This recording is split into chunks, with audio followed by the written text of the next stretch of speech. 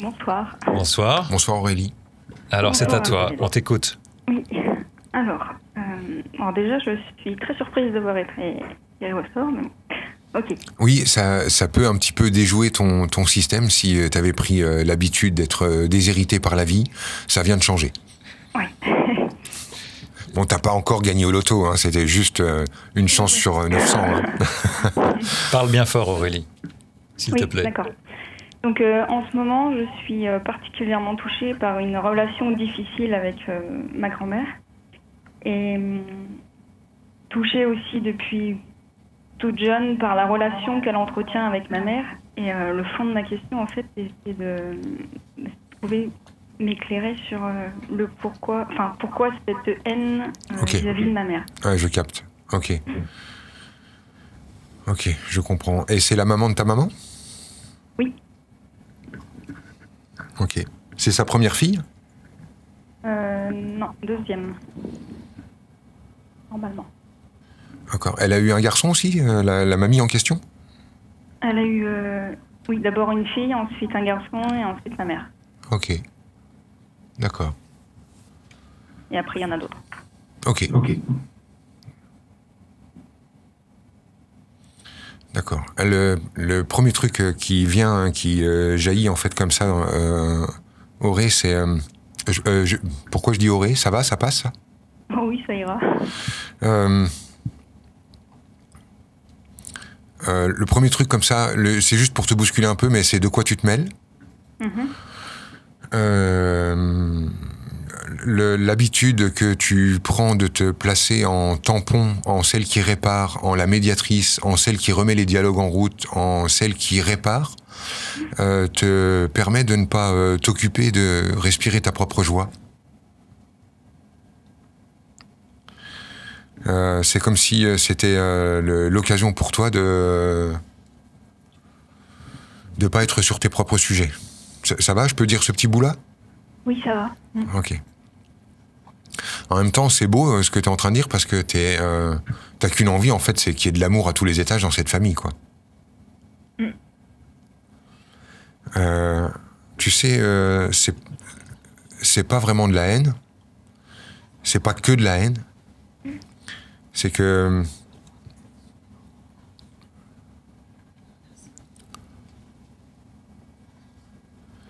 en fait, ta mère et ta grand-mère, elles ne supportent pas, l'une comme l'autre, le malheur de l'autre. Tu sais, ce qui nous énerve chez nos parents, ce qui nous touche particulièrement chez eux, c'est notre incapacité, notre impuissance à les rendre heureux. Et quand on se met en colère comme ça après eux, et quand ça finit par tourner à être juste une litanie de reproches, c'est parce que, en fait, on n'arrive pas à digérer l'émotion qu'il y a de se sentir impuissant de rendre nos enfants ou nos parents heureux. Et si ta grand-mère, elle est tout le temps sur le dos de ta mère, c'est au fond parce qu'elle lui veut du bien. Alors c'est vrai que c'est lourd, hein. Alors attends, parce que là, c'est en train de bouger sévère, ce que je suis en train de dire.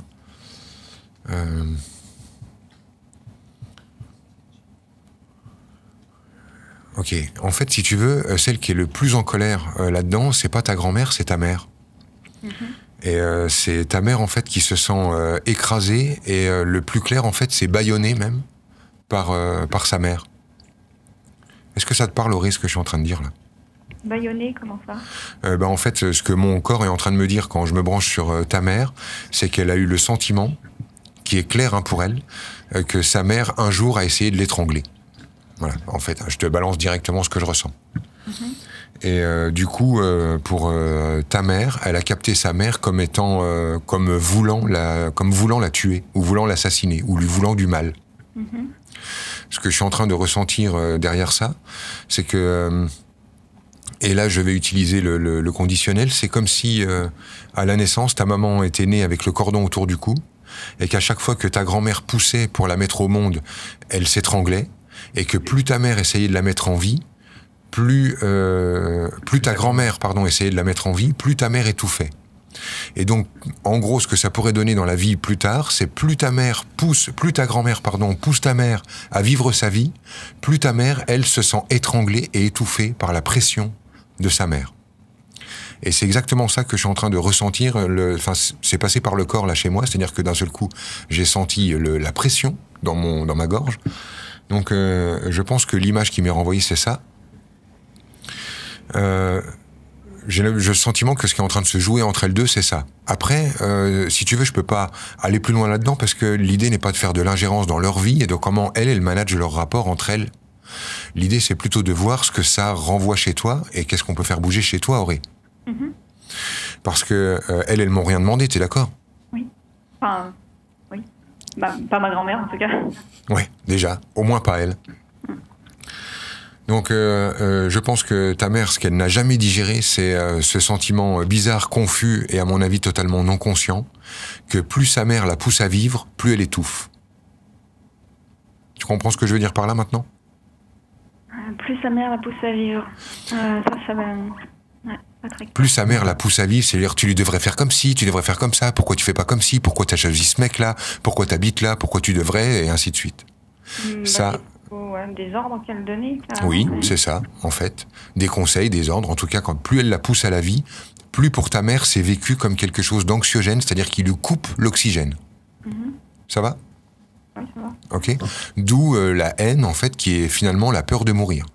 Plus elle a sa mère sur le dos, plus elle a l'impression que sa mère lui en veut, c'est-à-dire au point de vouloir la tuer. Naître avec un cordon autour du cou, là je renvoie dans tout le groupe, peut créer ce genre de sensation. C'est-à-dire le sentiment que plus sa mère veut la mettre au monde, plus en fait elle essaye de la tuer. Ça crée une confusion au niveau de la psyché. Ça va? Oui. Ok.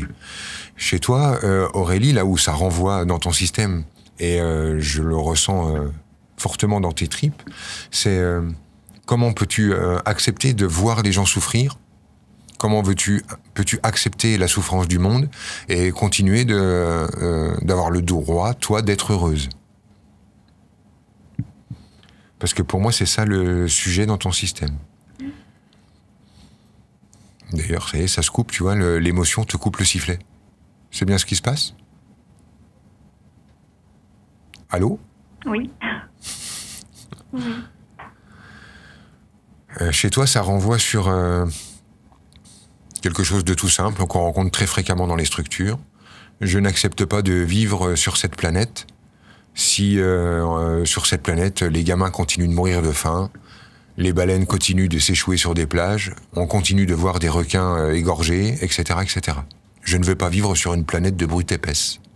Je refuse de vivre sur cette planète de bourrins, où on assassine les gosses, où on viole les filles, etc., etc. Et pour moi, en fait, tu te sers de l'histoire familiale pour essayer de digérer ce qui est indigeste, c'est-à-dire la souffrance du monde. Ça résonne chez toi? Oui, mais je fais pas exprès. Non, tu fais pas exprès, mais je peux juste, si tu veux, t'aider, et puis je renvoie une fois de plus dans tout le groupe pour essayer de vous aider à arrêter une petite confusion. Il y a une confusion entre le monde et la vie. C'est-à-dire que les gens se mettent à ne plus aimer la vie quand ils n'aiment pas l'état du monde. Mais l'état du monde, en fait, ça n'est pas la vie. C'est la planète sur laquelle la vie s'exprime. C'est pas parce que j'aime pas ce qui se passe sur la planète que je dois décréter que je n'aime pas la vie. Confondre la vie et la planète nous amène à croire qu'on n'aime pas la vie, alors que ce qu'on n'aime pas, c'est ce qui se passe sur la planète. Ça n'a rien à voir avec la vie. Et te couper de la vie ne te coupe pas du monde. Ok. Alors, comment on bouge ça chez toi, Auré? Ok, la croyance que je dois être forte, ouais, ça renvoie chez toi, c'est je dois être forte parce que je suis celle qui guérit la famille. C'est quoi ton boulot dans la vie, Aurélie? Naturopathe. Ouais, ok. Donc naturopathe. Et massage. Pardon? Et massage aussi. Et massage, ok. Moi, ça me renvoie sur je dois réparer la nature humaine. Donc on est à fond dans ton sujet, c'est-à-dire je fais de mon métier l'idée que je ne supporte pas la souffrance humaine. T'en as fait ton métier, tellement c'est insupportable pour toi. Ça va? Donc l'idée c'est d'accepter peut-être avec plus de fluidité de pleurer quand ça pleure, de pleurer sans raison. Ah oui, c'est ça, Aurélie. Pleurer sans raison. Faut pas s'inquiéter, je le fais. Tu le fais et tu trouves toujours une bonne raison. Moi j'aimerais bien que tu pleures sans raison. Non, je sais pas, je trouve toujours des raisons. Je cherche des fois, mais je les trouve pas forcément. Ah, ok. Ça t'irait de pas chercher? Oui. Ok, cool. Et j'aimerais bien aussi que tu fasses un truc de flic. Un truc de flic. Parce que, en fait, chez toi, c'est interdit d'être rigide. Et c'est comme si, pour moi, ça posait un problème dans ton système. Il faudrait que tu fasses un truc de flic. Qu'est-ce qu'ils font, les flics? Est-ce que tu pourrais interdire quelque chose à quelqu'un? Putain, pourquoi je passe par là? Si tu veux, le système, il est trop mou, trop souple dans ton truc, et j'aurais presque envie que tu renoues avec ta grand-mère en renouant avec la rigidité.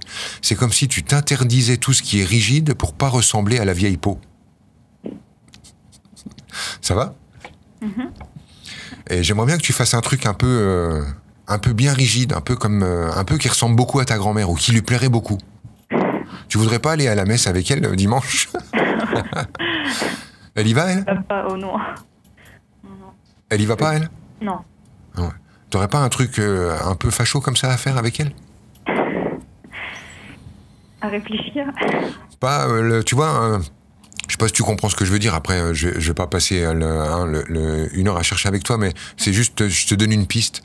Je ressens que ça te ferait du bien de renouer avec une part de toi qui est le flic en toi. C'est-à-dire celle qui veut contrôler, interdire, et surtout en forme rigide. D'accord. Voilà. Ça va, à mon avis, te faire un bien fou de renouer avec cette part-là. Tu n'es pas une momolle, c'est pas parce que tu es sensible et touché que tu es une momolle. Je peux dire ça? Ouais, ça marche. Ok, cool. Merci pour ton appel, Aurélie. Merci aussi pour la réponse et l'accueil. Merci. Aurélie, juste avant que tu partes, comment tu reçois la réponse de Franck? Comment je la reçois? Ouais. C'est un éclairage qui résonne en toi parce que tu l'avais déjà remarqué, ça te conforte, ça te perturbe. C'est quoi l'histoire? Ça me perturbe. Pas spécialement pour l'instant en tout cas. Ça m'éclaire. Ça t'éclaire? Je dirais ça. À réécouter, néanmoins. Pardon? À réécouter. À réécouter. D'accord. Tu te rappelles quand je suis en stage et que je parle aux gens, le moment où je leur parle, il y a comme une espèce de bug et c'est toujours le voisin qui leur dit il t'a dit ça. Ah bon? Et c'est en même temps normal et puis il y a l'émotion de passer en direct en même temps. En tout cas, Aurélie, la douceur avec laquelle t'es reçue, c'est la douceur que t'envoies. T'envoies un truc, dès qu'on est en lien avec toi, c'est pour ça que c'est tellement doux que j'ai envie de te dire, mais vas-y, va un peu chercher le facho en toi, là, ça va pas te faire de mal. En tout cas, tu risques pas de devenir dur, je te le dis. Ouais, c'est très agréable d'être dans ton énergie. C'est doux, c'est confortable, c'est vrai, ça répare bien. On la ressent. Donc n'hésitez pas, si vous avez besoin d'une naturopathe, le 06 17... C'était 167. Voilà, tapez le question 167. Merci Aurélie. Merci Aurélie. Merci Bonne soirée, merci d'avoir appelé. Merci, au revoir. Au revoir.